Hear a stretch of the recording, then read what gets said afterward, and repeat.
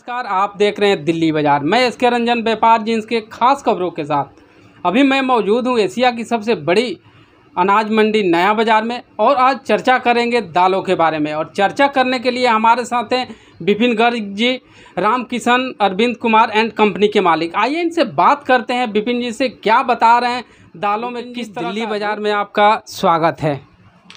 धन्यवाद रंजन जी, धन्यवाद। सर, अभी दालों की क्या स्थिति है एशिया की सबसे बड़ी अनाज मंडी नया बाजार में? देखिए, दालों की स्थिति में ऐसी कोई दिल्ली या ऑल ओवर इंडिया हम ये मान के चलें कि किसी भी कमोडिटी की शॉर्टेज है, एज सच अभी ऐसा कुछ नहीं है। और गवर्नमेंट ऑफ इंडिया के द्वारा जो चीज़ पहले एक कोटा प्रणाली के तहत इंपोर्ट हो रही थी, अब वो गवर्नमेंट ने OGL में भी खोल दी है। अगर लोगों के मन में पहले ये रहता है कि भंडारण की वजह से दालों में तेज़ी आती है, स्टॉक की वजह से तेज़ी आ जाती है कि स्टॉकिस्ट कब्जा करके बैठ जाते हैं माल पर, उसकी वजह से तेज़ी आती है, तो गवर्नमेंट ने उसके लिए भी रास्ता साफ कर दिया। All over India, all over world जैसे पहले खुला हुआ था इंपोर्ट दालों का पूरी दुनिया से, आज भी हम पुनः दोबारा इंपोर्ट कर सकते हैं। लेकिन इसमें कोई दो राय नहीं कि थोड़ा सा उसमें एक फ़र्क है कि इंपोर्ट ड्यूटी का eight the time of Manmohan Singh duty नहीं थी, इस बार ड्यूटी हैं। वो कमोडिटी वाइज शायद अलग अलग हैं, मुझे उसकी टैरिफ एक्यूरेट नहीं पता, चने पर अलग है, मसूर पर अलग है, लेकिन उससे कोई ऐसा फ़र्क मेजर नहीं आने वाला है। सबसे बड़ी एक और दिक्कत ये हो गई कि पिछले कुछ वर्षों से जब से इंपोर्ट बैन हुआ है, तो हम भारतीय या दिल्ली बाज़ार के जो मेन इंपोर्टर थे वो प्राय अब उस टच से दूर भी हो गए। कोटा सिस्टम के तहत वो उसमें गए नहीं, क्योंकि कोटा सिस्टम जो था वो एक मिलर के लिए अलाउ था, एक ट्रेडर के लिए अलाउ नहीं था। तो मिलर ही उसमें मंगाते रहे, उसमें होता रहा। दालों की कोई कमी दिल्ली में या ऑल ओवर इंडिया किसी भी चीज़, इंडिया के किसी भी कोने में किसी भी जिन्स की कोई भी कमी नहीं है। और अब तो इतना बड़ा सौभाग्य देश का अब शुरू होगा कि खरीफ की फसल अब शुरू हो जाएगी। मैं स्पेसिफिक मूंग को लेकर के कहूँगा कि मूंग अब 4 राज्य तैयार है, 4 क्या बल्कि 5 राज्य तैयार हैं मूंग देने के लिए। MP ने मूंग देना शुरू कर दिया है, पूर्वी उत्तर प्रदेश जिसमें लखनऊ, कानपुर वगैरह साइड की मूंग आती है, उधर से मूंग आनी शुरू हो गई। पंजाब लाइन की मूंग भी चालू हो गई। धीरे धीरे रांची की लाइन, बिहार रांची से भी मूंग आनी शुरू हो जाएगी।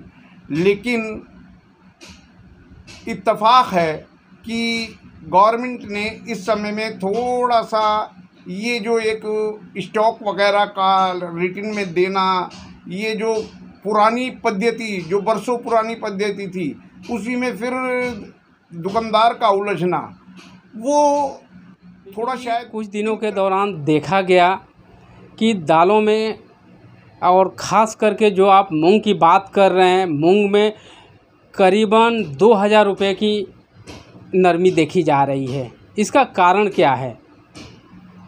नहीं, 2000 रुपये की नरमी या तेज़ी का हिसाब ना लगाएं। पहली चीज़ तो मैं आपको एश्योर कर दूं कि 2000 रुपये की नरमी नहीं है, लेकिन जो भाव मूंग बिक रही थी, जब तक MP की क्रॉप तैयार हो करके मार्केट में नहीं आई थी, उस समय जो मूंग 7000 बिक रही थी, आज उसका भाव 6000 रुपये है। 1000 रुपये का मद्दा आया है। कारण क्या है सर? ये सारा खेला तेजी मंदे का डिमांड और सप्लाई पे निर्भर होता है। बिल्कुल वही एक सिमेट्री है कि लोगों का एस्टिमेशन है कि इस बार MP की क्रॉप एक अच्छी वॉल्यूम में है, अच्छी क्वांटिटी में है। लोगों की धारणा है, जो इस तरह की रिपोर्ट से मंडी से आ रही हैं, कि मुमकिन है शायद MP की क्रॉप इस बार 60 लाख बोरी भारतवर्ष को दे। अब ये तो MP है, साथ ही पंजाब चल रही है, साथ ही UP चल रही है, और कर्नाटक भी तैयार खड़ी है। उसके बाद में रांची, बिहार तैयार खड़ा है देने के लिए। तो उस स्थिति के हिसाब से मूंग की पहले भी कोई इन सब के ना होने के बावजूद भी आपने देखा होगा कि मूंग के भाव, बेस्ट क्वालिटी राजस्थान के मूंग के भाव दिल्ली के अंदर 72 से ऊपर नहीं गए। साबुत मूंग में रॉ मटेरियल की बात कर रहा हूं, जिससे मूंग मोगर बनती है। मीडिया अक्सर ये प्रश्न उठा देती है, कभी कभी दालों के भाव के ऊपर मीडिया अक्सर ये प्रश्न उठाती है कि गरीब की थाली से दाल गायब, गरीब की थाली से दाल गायब।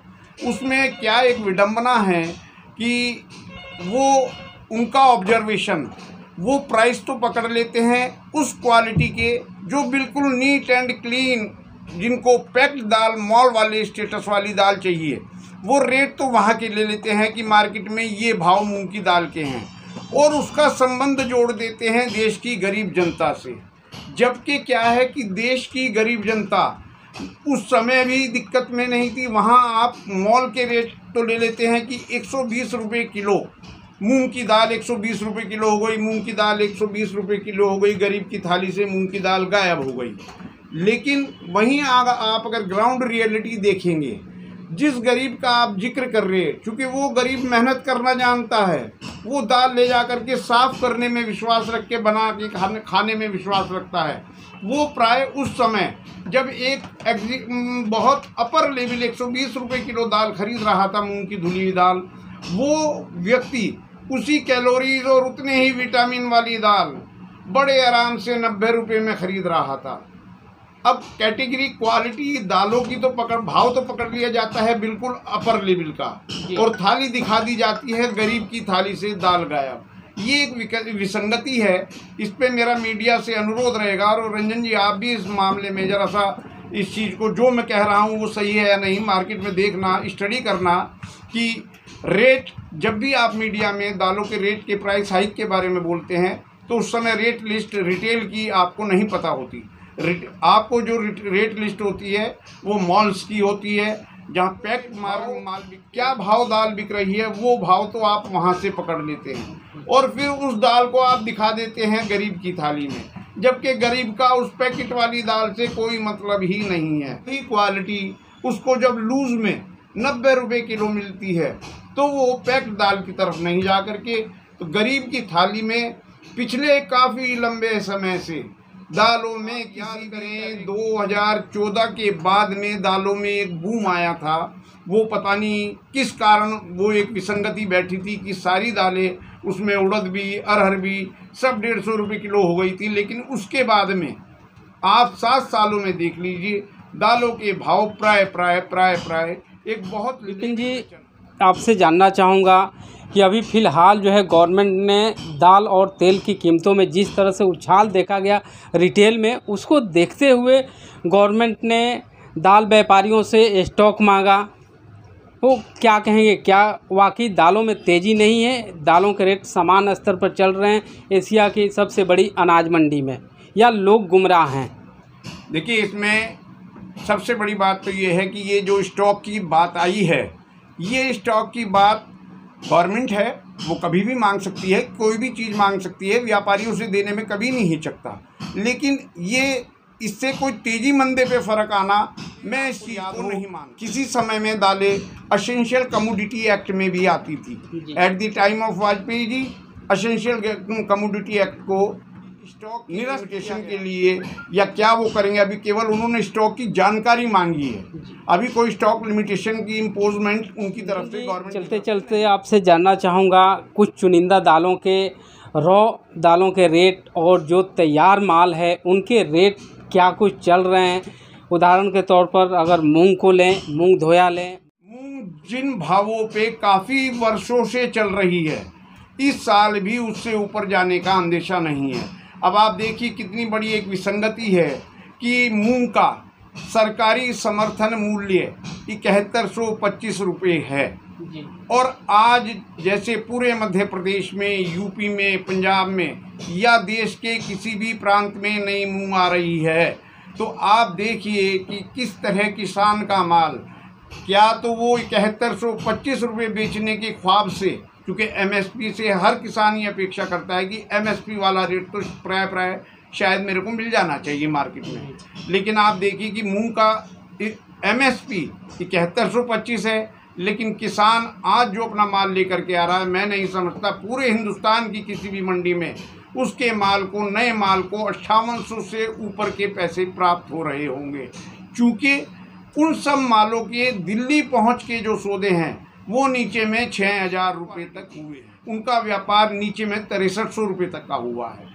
तो जिन मालों का भाव दिल्ली के लिए 6300 रुपये में मंडियों से हुआ, उत्पादक मंडियों से हुआ, वहाँ किसान का माल मैं समझता हूँ कि 5800 से ऊपर नहीं बिका होगा। और क्रॉप के आंकड़े जिस हिसाब से हैं उस हिसाब से निश्चित तौर पे ये होता है कि शायद मूंग पूरे वर्ष 5500 से और 6500 के बीच का व्यापार देती है। उड़द, चना और अरहर की तो क्या रेट चल रहे हैं? देखिए, चने में पहले लॉकडाउन से पहले लोग बड़े आशान्वित थे कि शायद चने के भाव बहुत आगे निकलें। त्योहारी सीजन पे लड्डुओं की बिक्री उस टाइम में बेसन का मांग बढ़ती है। चने में भी ऐसा नहीं लगता कि चने फिर दोबारा से 6000 भी हो जाएं। आपको मैं ध्यान दिला दूं कि चने का भी समर्थन मूल्य शायद 5100 के आसपास ही है। चूँकि मैं शायद शब्द का प्रयोग इसलिए कर रहा कि आपके सामने, एक पत्रकार के सामने मैं बोल रहा हूं, तो उसमें पूरी फिगर एक्यूरेट होनी चाहिए।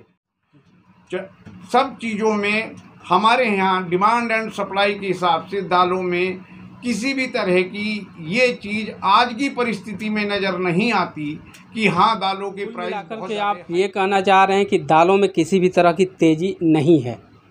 नहीं, दालों में तेज़ी, एक शब्द ये है कि अगर दालें MSP से 5 से 10% के ऊपर तक भी ट्रेड करती रहें तो आप भी इस बात को रंजन जी इत्तफाक करेंगे कि उसको तेज़ी की संज्ञा शायद आप नहीं दे सकते। गवर्नमेंट के समर्थन मूल्य से 5 से 10% बढ़ कर के भी अगर माल बिकते रहें तो आप उसे तेज़ी की संज्ञा में नहीं लेंगे। इसी को आंकड़े को देखते हुए मैं ये कहता हूँ कि शायद वो लेवल इस 2022 तक वो लेवल क्रॉस नहीं होंगे। जी विपिन जी, दिल्ली बाज़ार से बात करने के लिए और दालों के बारे में इतनी बारीकियों से जानकारी देने के लिए आपका बहुत बहुत धन्यवाद। धन्यवाद रंजन जी।